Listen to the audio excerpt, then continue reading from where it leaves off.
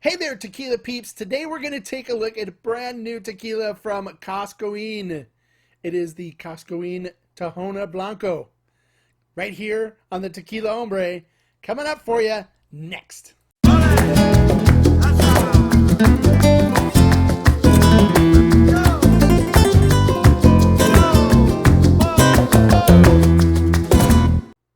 Hello and welcome to this episode of the Tequila Hombre. Today I'm super excited to taste this new Blanco out of Cascahuin. It is the Cascahuin Tahona Blanco. Now, let's start off by talking a little bit about the distillery.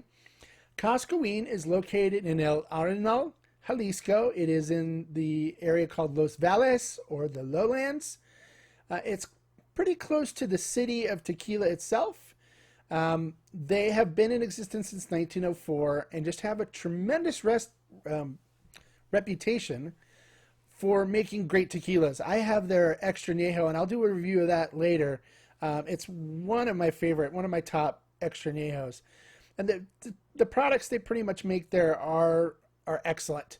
So what basically happened with this is they decided they were going to install a Tahona and go back to the old way of crushing instead of using the roller mill that they were using previously. So this is the first product to come out from the Tahona usage, and I'm sure we may see some other ones. Hopefully, that'd be cool if we do, especially like if they make a Tahona extra añejo or repo and añejo as well. We'll see what other Tahona products they come out with. It'd be interesting to see. So the Cascahuin is now available in the U.S. It's being imported by Suro Enterprises, I believe is the name, and it's owned by David Suro, who is the gentleman that also brings us Siembra Azul, is a line of tequilas that he makes and he owns and imports, as well as Siembra Valles, his newer line that is made by Cascahuin. So a little bit about how they make this. It's made with lowland agave, and then it is cooked in hornos, which are stone brick ovens. And then after that, it is crushed using the Tahona, the new Tahona they installed. And then it goes on to be fermented, and they ferment it with the fibers from the agave. Now, there's some distilleries that do that, and there's some distillers that say, oh, it's just a publicity deal. It's nothing. It's just a marketing ploy, or, and they don't really believe that it really does anything for it. And plus, from what I've been told too, it really makes a mess in your fermenter. But they believe it adds more flavor to their tequila, so they use the fiber during fermentation. And then it is distilled twice in copper pot stills, and then it goes on to being bottled.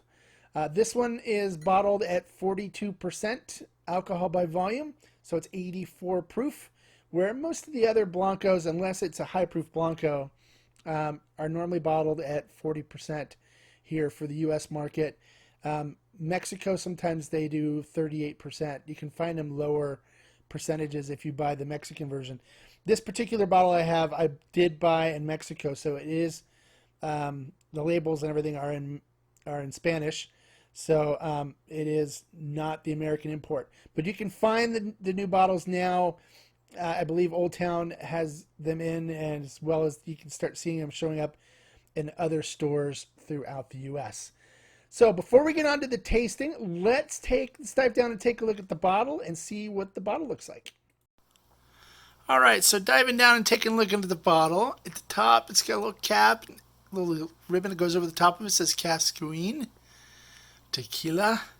Then if we scroll down, it's got a really pretty label, 1904 at the top, which is when the distillery was established. 100% de agave, so you know this is all Weber Blue Agave. It's not mixed still. Cascahuin Tahona, the name of the tequila. And then it shows like a agave field. And it says Cascahuin, Cerro de Luz, El Areno, Jalisco, Mexico, which is where it's located.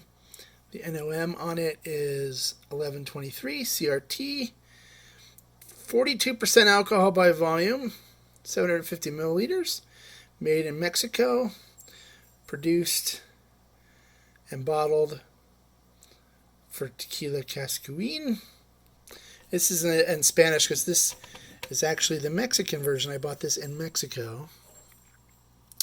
Then it'll tell you the lot number, which is the lot number, and then Cascahuin. And then the back label, Tequila 100% agave, Cascahuin Blanco. And it says, you know, don't drink too much of it in Spanish. And then the tax label, and that is pretty much it. It's a pretty beautiful bottle with the label and everything on it. All right, let's go up and do the tasting now. All right, now that you've had a chance to take a look at the bottle, let's get into the tasting. Now, for this tasting, I will be using a Stahlzel glass, but I'm using one that is meant for high proof tequila. It is a shorter one than the normal. This is the regular one that I use for aged, and you can see it's smaller. It's got a wider mouth to it, and that allows you to get it, the nose and to let the higher proof spirit open up. So it's meant for mezcal typically, that shorter glass. But I'm going to use it for this Blanco since it is a higher proof Blanco. Now, also as a disclaimer, I have not received this bottle free, and I bought it myself, and I have not been paid for this review at all. So this is just like all my reviews on my channel. This is an honest review. I know I haven't posted any that I didn't like yet, but I will be doing some videos soon of some ones that I didn't like so much, and sharing those with you as well, so you know if you see them to stay away from them. Okay, so let's pour a little bit in a glass here. All right, and let's take a look at it. We're going to swirl it. You can see in the glass it is very clear, and then you can see all the legs and tears on that, and the pearls on the side of the glass. Looks like it's got a pretty good viscosity to it. Now, let's dive in and take a look at the nose. And I'm not one of these guys that goes, oh, you know, it smells like barnyard, or smells like Gruyere, or smells, you know. I just kind of give you the way it is based on what I smell, and you know, I don't get all foo-foo on it. So let's just see what we got here, and then get into the tasting of it. So on the nose, oh, cooked agave like crazy. If you don't know what cooked agave smells like, if you ever get a chance to visit a distillery, try to visit it when they're making a batch and they just rolled the agave out of the oven after it's cooled down. And now sometimes they'll even give you a little piece to chew on and to taste what cooked agave tastes. It tastes amazing, and it smells amazing as well. And this smells like lots of cooked agave. It has a grassy smell to it too, like fresh cut grass. Very minerally. It's got like a mineral. I think it's most likely from the deep well water that they use to make it. It smells very clean, very, very clean. The smell is very good on it. All right, let's take a sip and see what we got here.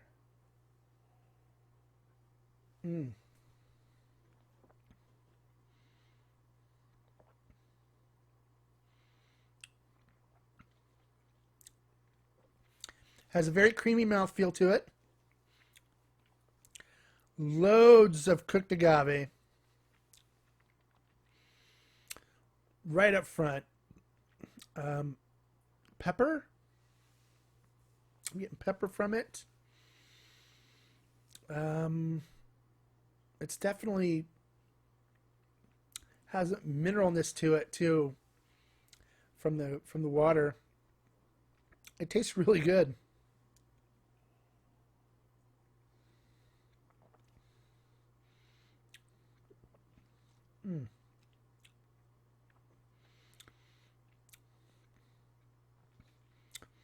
A little bit of herbalness to it too. A little herbal, like it's very herbal.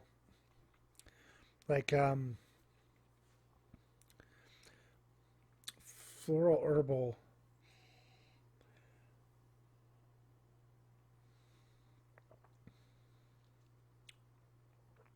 It is a really nice Blanco. It has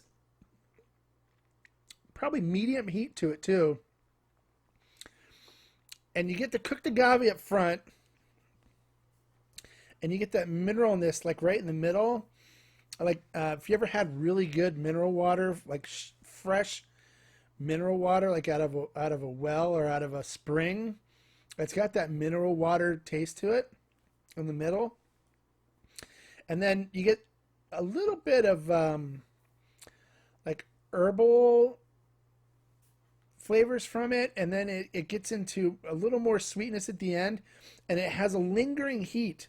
The heat from it kind of kicks in at the beginning, and it's not overly hot as far as alcohols go or tequilas go, but it just kind of lingers with a nice little heat all the way through the end. And leaves you with a little bit of cooked agave as well on the end of it. Kind of like that caramelized cooked agave taste. It is actually really nice.